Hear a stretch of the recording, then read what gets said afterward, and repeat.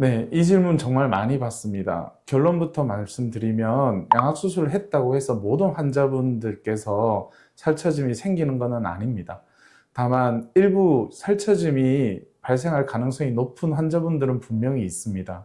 오늘 양악수술 후에 생기는 살처짐에 대해서 제가 설명 좀 드리도록 하겠습니다. 환자분들이 많이 고민하시는 그 양악수술 후에 살처진다는 것은 우리가 양악수술 시에는 턱뼈의 위치를 이동하게 되는데요. 새로운 자리에 고정을 하게 되면 뼈는 위치를 이동했지만 뼈를 감싸고 있는 피부나 지방, 근육 같은 연조직들은 새로운 골격 위치에 맞춰서 재배치가 돼야 됩니다. 이 과정에서 일시적으로 볼이나 턱선들이 굉장히 둥글게 보인다든지 붓기가 분명히 빠진 것 같은데 피부가 남아 보이는 그런 경우가 있습니다. 이런 거를 많은 분들이 살이 처졌다고 표현합니다.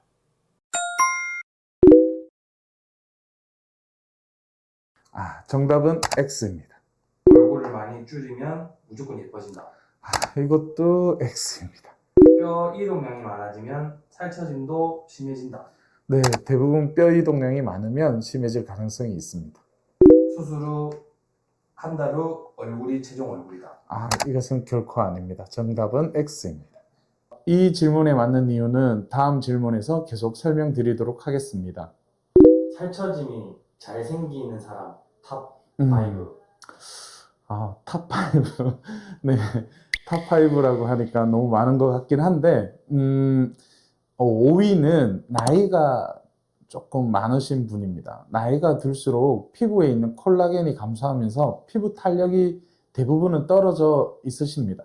같은 양의 턱을 이동하는 경우에도 나이가 많은 분들은 아무래도 연조직이 빠르게 적용할 수 없기 때문에 연령이 높을수록 살처짐의 가능성이 조금 높은 것 같습니다. 네 번째는 양악수술과 윤곽수술을 함께 하는 경우인데요.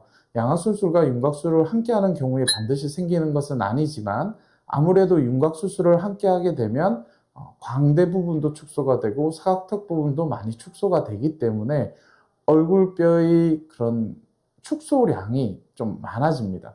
그렇게 되면 아무래도 얼굴에 살이 많이 남아 돌기 때문에 연조직이 적응해야 되는 양도 증가하게 됩니다. 그렇기 때문에 살처짐이 더 생길 수가 있습니다.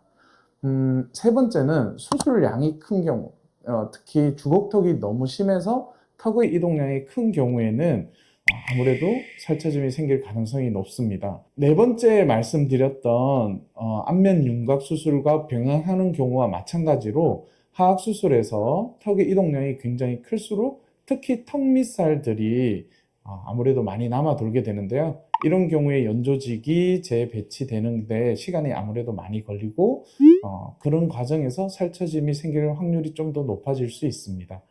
두 번째는 피부가 굉장히 얇고 탄력이 떨어지는 분들이 간혹 계십니다. 이런 환자분들께서는 아무래도 탄력이 떨어지기 때문에 똑같은 양을 수술을 해도 환자의 연조직이 복원되는 속도가 느리고 가끔은 이렇게 복원이 잘 안 돼서 살처짐이 그대로 남아있는 경우가 있습니다. 제가 생각하는 살처짐이 남아있는 가장 위험도가 높은 환자분은 아무래도 턱 밑이나 볼에 살이 유독 좀 많은 분들이 있습니다. 이런 분들은 연조직이 바뀐 골 위치에 적응을 하려고 해도 기존에 있던 어떤 지방이나 이런 남아있는 살들이 재배치되는 과정에서 그런 연조직이 원래 좀 처져 있는 그런 걸로 인식되는 경우가 많아서 아무래도 턱 밑살, 살처짐 이런 것들이 여전히 남아있는 경우들이 많이 있는 것 같습니다.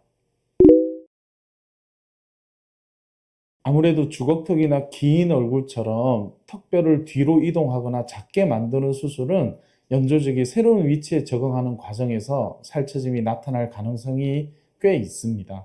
반대로 무턱이나 턱을 앞으로 내는 전진하거나 길이를 늘려주는 수술도 간혹 하는데요. 이런 경우에는 연조직을 지지하는 골격이 늘어나기 때문에 오히려 살처짐이 생길 수가 없는 케이스입니다. 수술량이 적거나 수술 당시 나이가 어리고 피부 탄력이 굉장히 좋은 경우에는 수술량이 꽤 많더라도 혹은 위치가 많이 변화되더라도 피부와 연조직이 새로운 골격에 잘 적응해서 살처짐이 적게 나타나는 경우가 많이 있습니다. 대부분 환자분들이 수술 후 1개월에서 3개월 사이에 살이 너무 많이 처진 것 같아요 하고 많이들 말씀하십니다. 근데 그 이유는 보통 수술 후 1개월 때 붓기는 빠지지만 연조직은 아직까지 새로운 위치에 적응을 하지 못했기 때문에 얼굴 라인들이 굉장히 둥글게 보이고 좀 살이 처져 보이는 경우가 많습니다. 3개월에서 6개월 사이 정도 가게 되면 사람에 따라 다르지만 새로운 위치에 연조직들이 재배열되면서 살처짐이 많이 개선되는 경우가 있기 때문에 아무래도 1개월에서 3개월 사이가 환자분들이 제일 스트레스를 받는 것 같습니다. 해결을 하는 방법을 먼저 설명드리기 전에 명확하게 말씀드리면 대부분의 환자분들은 수술 후 약 6개월 정도가 지나고 나면 이중턱이나 살처짐이 개선이 되는 경우가 많이 있습니다. 저희가 권장하는 얼굴 근육 운동법이라든지 표정을 짓는 방법을 이용해서 충분히 운동을 하시고 관리를 해주시면 특별한 방법이 없어도 절반 이상의 환자분들은 살처짐이 영구적으로 남지 않습니다. 대부분 저절로 잘 개선이 되거든요. 그런데 그런 케이스가 아니고 환자분들이 기존에 턱 밑에 살이 많았다든지 아니면 탄력이 너무 떨어진다든지 이런 경우에는 턱 밑에 지방 흡입이나 리프팅 시술이나 레이저 시술 등을 이용해서 살처짐을 좀 해결하는 방법을 찾을 수도 있을 것 같습니다. 일단 제일 중요한 문제는 살이 처질 것 같은 환자분을 감별하는 것이 저는 중요하다고 생각합니다. 환자분이 똑같은 양을 수술했을 때도 살이 처질 것 같다라는 판단이 들면 수술 계획 시 수술량을 너무 많이 하는 걸 예방한다든지 아래턱은 줄이되 턱 끝은 전진술을 같이 병행한다든지 하는 수술 계획을 충분히 살처짐을 예방해서 하는 것이 제일 중요하다고 생각할 수 있겠습니다.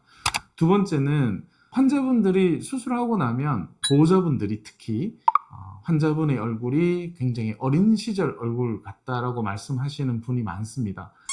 볼이 이렇게 살이 처지면서 굉장히 귀여운 상이 되거든요. 보호자분들이나 친구들이 장난으로 볼을 늘려본다든지 그런 거는 굉장히 살처짐이 개선되는데 방해가 되는 행위입니다. 마지막으로 수술 후에 예전에는 꽤 많은 환자분들이 체중 증가를 많이 동반하시는 경우들이 있는데 이런 경우에는 살처짐을 예방하기가 굉장히 어렵습니다. 우리가 작아진 골격 위치에 연조직들이 다시 적응을 하고 재배열이 되어야 되는데 체중이 증가하게 되면 그 위치에 지방이 끼게 되고 그러면 재배열은 일어나지 않거든요. 그래서 체중 관리를 하는 것도 살처짐을 예방하는 데 크게 도움이 됩니다.